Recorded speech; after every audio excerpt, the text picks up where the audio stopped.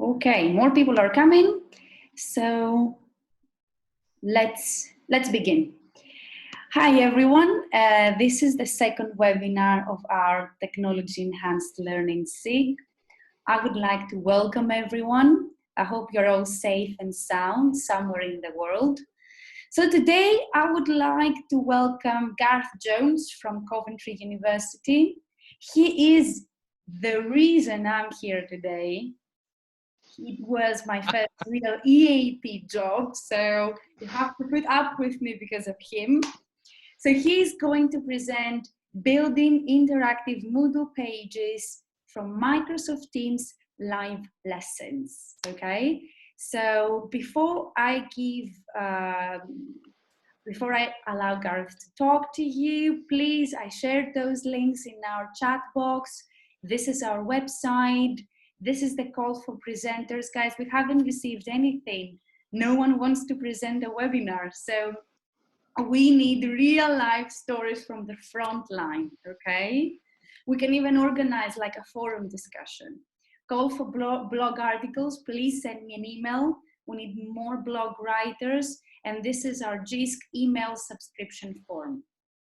So Gareth, I will stop sharing and you can share. Okay, hello everyone. So first of all, if you could let me know whether you can now see my screen. You should be able to see a Moodle page. Looks like some people can see it. Great.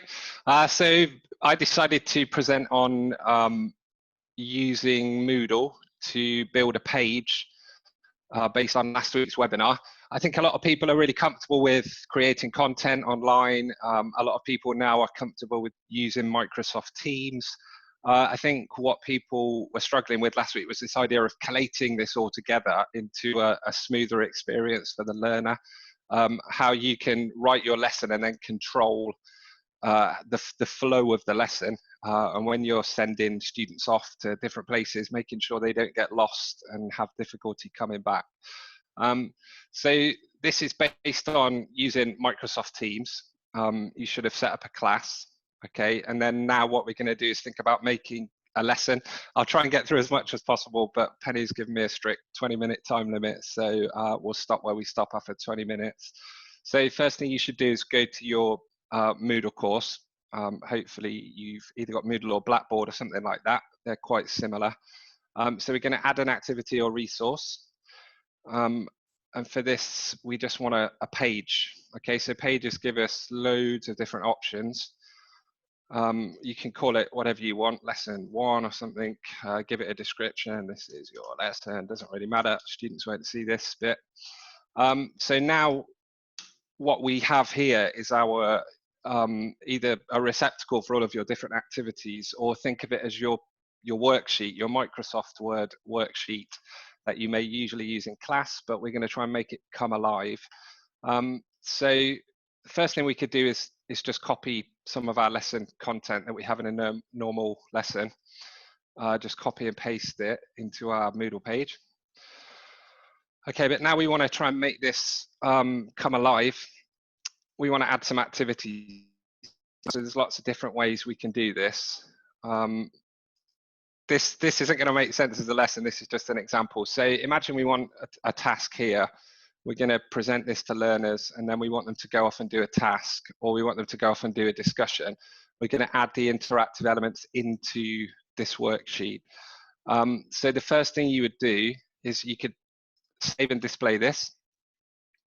Okay, this is your lesson now for students. So you can take this link, copy the link to the lesson page, go to your class, click add here, and then click website.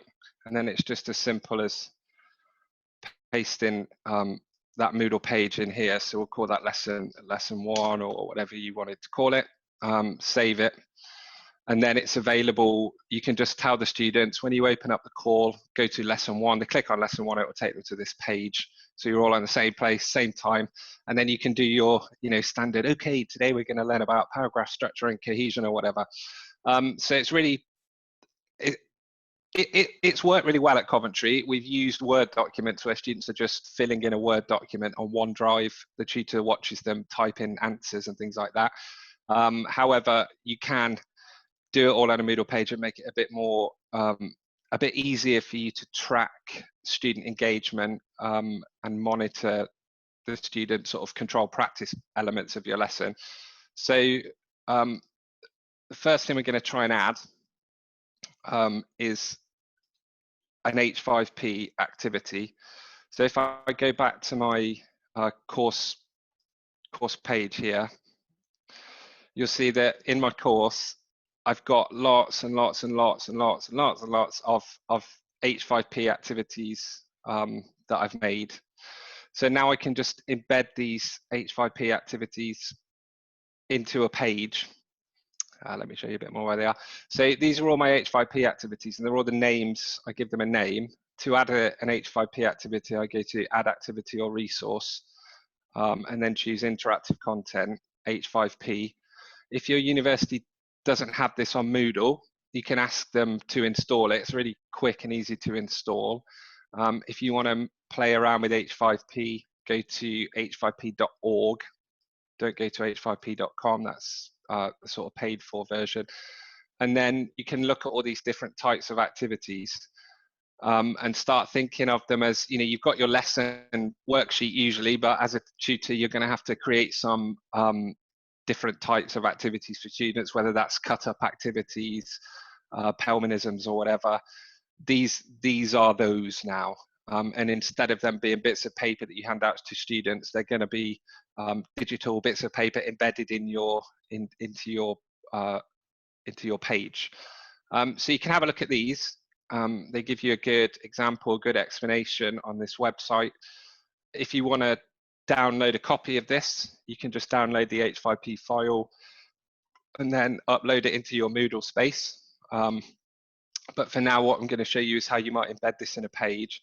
So we've got our page open right at the bottom down here somewhere. So here's our lesson. It's got some content in it. So we go to Edit Settings. And then all I need to do now to add this activity. So I've just got a quick activity where they're going to decide whether, you know, this requires formal or informal language. It's a little slideshow, so they click through the answers, questions, get the answers. You get to see the scores, whether they've understood this or not. So all I need to do to put it in the page, instead of sending students, say, now go to week 2, now click on this activity, now come back, and they get lost or they're not doing it and it takes forever, I can just copy the name of this activity, go back to my page, have a curly bracket, type H5P, colon, the name of the activity. Let's write it just to be short, written communication, and then close the curly bracket.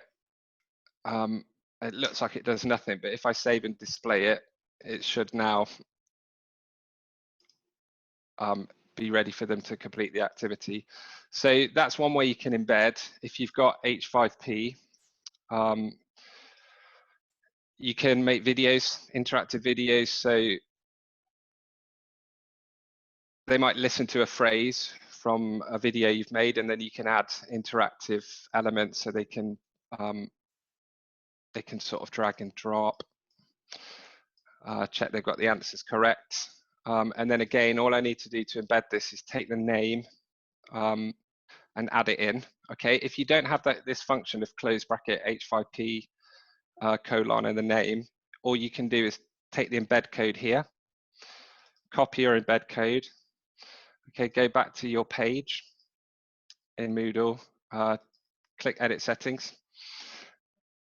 Okay, this can get a bit messy, but it should work. So instead of having our H5P interactive communication there, what I can do is click on Advanced Options in Moodle, click on this HTML editor. Okay, go to the part I want here. So I know I want it after paragraphs commonly developed in essays, and then I can just paste that embed code here.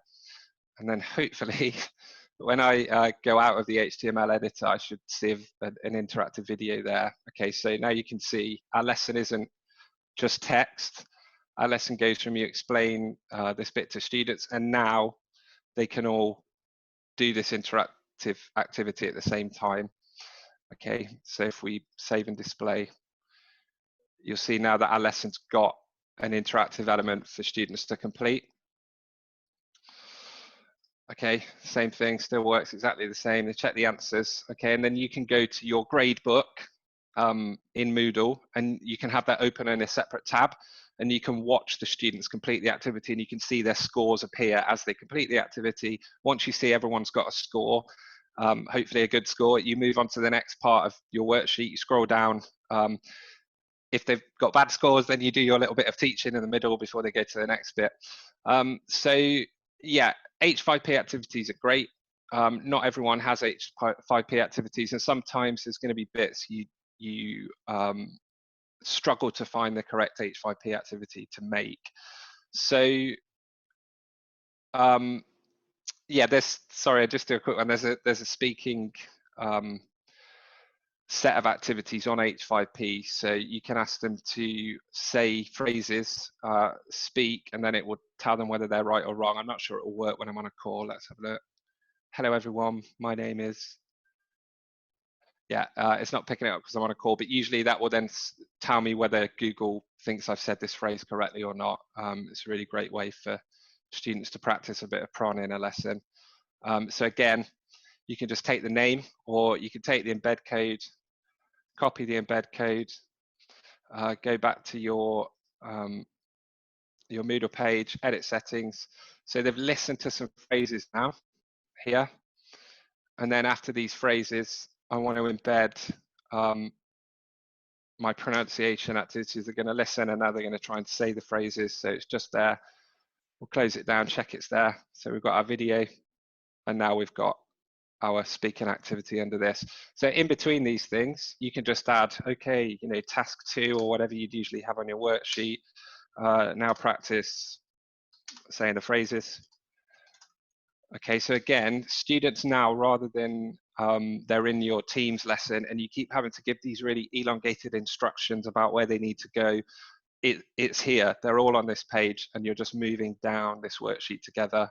And you can add, obviously, whatever activities you find suit your lesson. If you go onto the H5P website, you'll see there's so many. There's more activities and more possibilities than you can make with bits of paper in a classroom, and it can actually be a lot more focused. So it's not just H5P, you can add whatever you want. So imagine now I want them to have a discussion.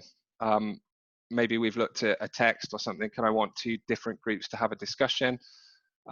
If you go to your class and you've set up some channels, I've added some videos to show how to set up channels, but essentially you just click here, add a channel, okay, and this is your discussion room for if you want small groups of students to discuss things during this lesson before they go on to the next activity. So if you open a call, I can't do that now because I'm in a call, but click on here, click on your open call button down here, okay, and then inside the call, there's an option to invite participants. Next to that, there's a tiny little link button. Click on the link button and then copy that link. I suggest copying it into a Word document. And then, oh, I've lost my Word document with the links on it. Okay, I remember now. So yeah, it'll give you a link like this. So then you can just copy and paste this link into your page again. So for this, I just need to add a link here, paste the link in, open link in new window. So if I create this link now, when I say to students, okay, I want you to speak to each other, they can click on this link here. You could rename this link so it just says Team 1 or Team 2, tell the students which one to click on, and then it will open up a new room in Teams, and they'll just be talking to each other in that room before you go on to the next activity. So it's not just limited to H5P or Moodle activities. You can also add your favorite websites as well into a Moodle page. So maybe I want to add a Padlet for them to talk about. So all I need to do is open my Padlet up, click share. and then I'm going to copy the link to clipboard. Oh no, sorry, wrong one. So I want to go to share, and then I want to go to embed in your blog or website. So imagine, your Moodle page is essentially a sort of website with an HTML editor in it.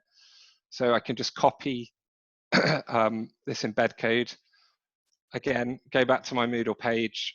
So they've watched this video, they've done a bit of speaking practice, or maybe they've dragged and dropped or done a matching activity that you've made. Click on the HTML editor again. Paste it in. Have a drink of water. Okay, and then you can see that now we've got our activity, whatever text you've added, prom practice. Okay, and now they've got this Padlet with full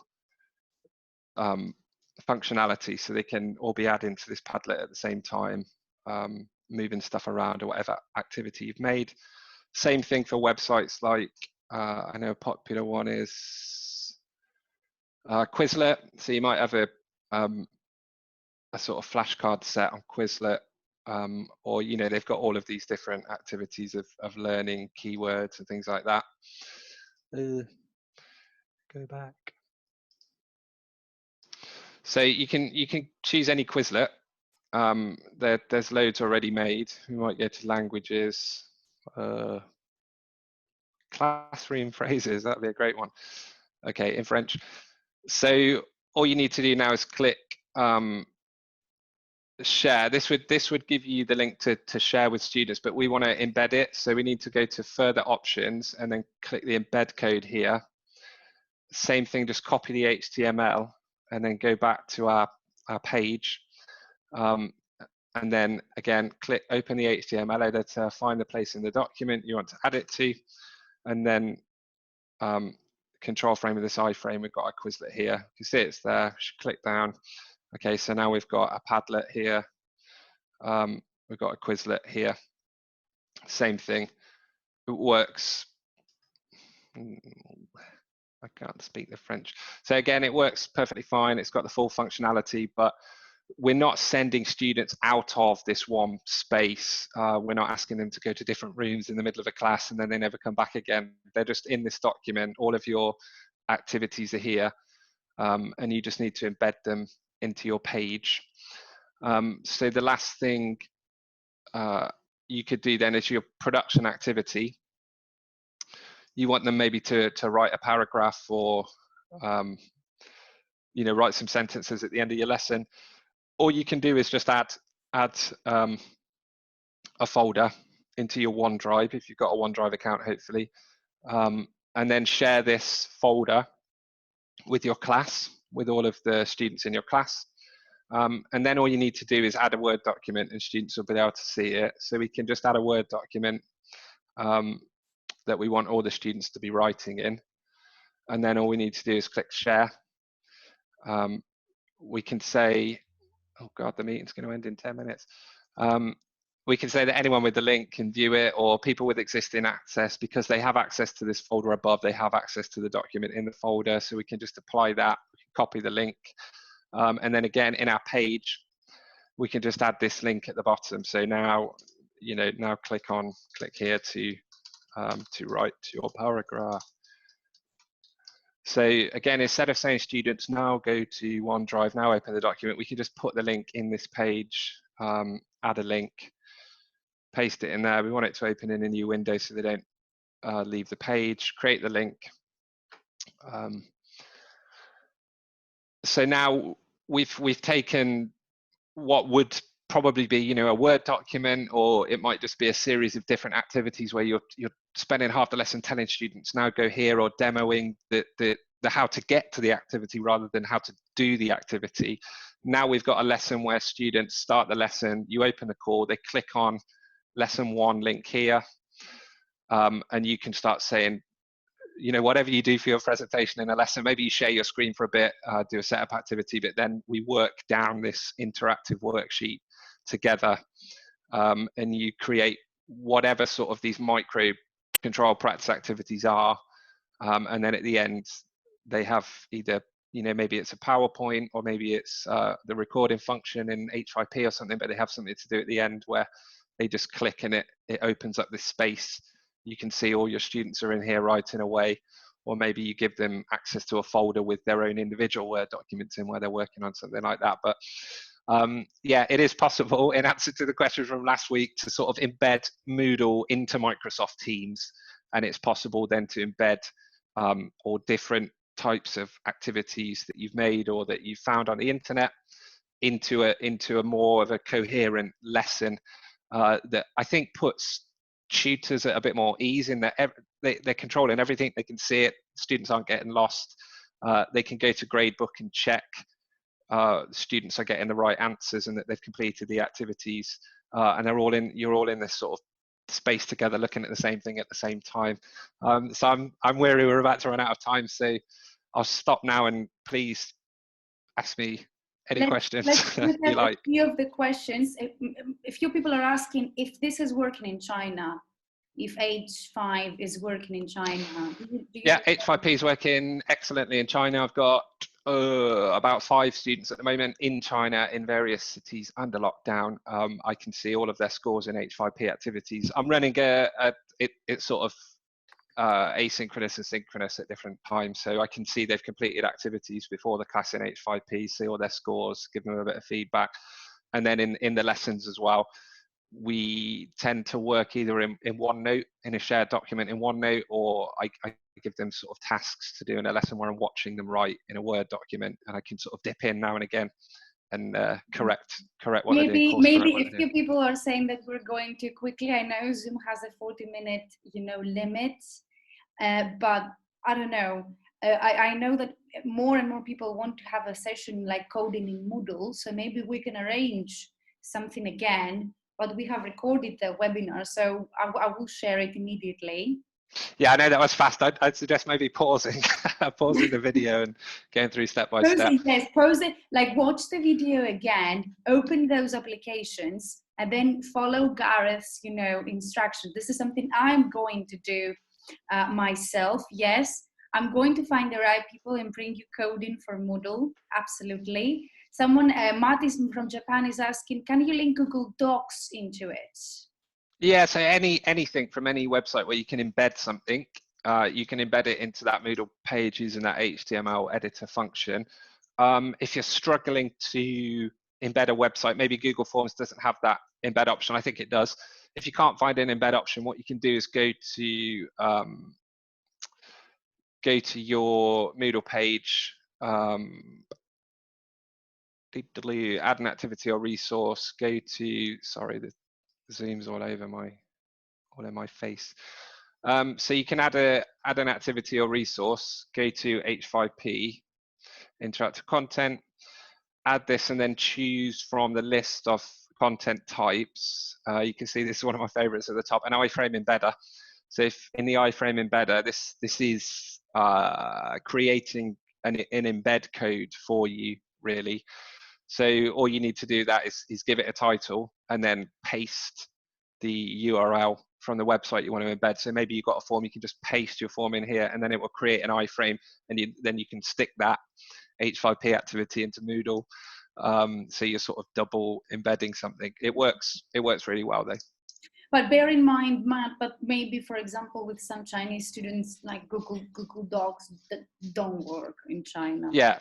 So things like YouTube, you're much better off hosting a video. If you've got a Microsoft account, I think a lot of universities do, you're better off hosting it on Microsoft Streams, I think it's called. Microsoft Stream or Microsoft Streams, upload your video into there. Then you can set permissions on the video so that only your students can see the video, for example. But Microsoft seems to work absolutely fine in China. So yeah, instead of Google Forms, use Microsoft Forms, I think it's called. You've got things like Sway. There's millions of Microsoft applications in the Office suite. Final question before we go from Carol. Can you duplicate this? Like, for example, this interactive Moodle page for multiple tutors? Yeah, that's kind of the beauty of this. You can duplicate the page really easily.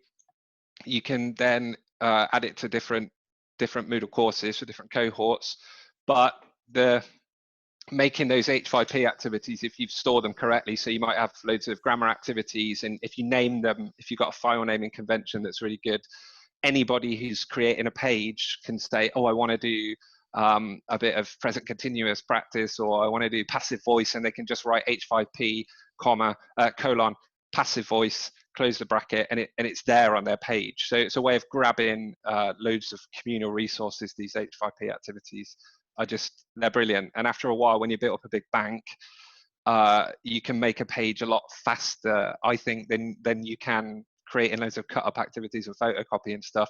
You just type in your lesson out, H5P activity, H5P activity, H5P activity, and you've got a full interactive lesson right there. It's a bit painful to start, but open a page and play around. Gareth, you got excited. Final remark. Yasha is asking if we can create those H5 activities without the Moodle interface. Yeah, so you can create on the website. I think they're shutting that down fairly soon. I think Canvas, Blackboard, Moodle, and we're moving to something called, I forget the name, a brand new type of LMS that's really funky apparently. You can install H5P on there. You'll have to ask your IT team to do it, but otherwise you can do it on the website for now and then embed. Okay, so thanks everyone for attending. I really like the fact that you like this webinar as well. Next week, it's Easter week, so we're going to have an Easter break, and I'm going to circulate this video right away because I know how important this is for you because we don't have slides. Bye everyone, happy Easter, and please stay safe.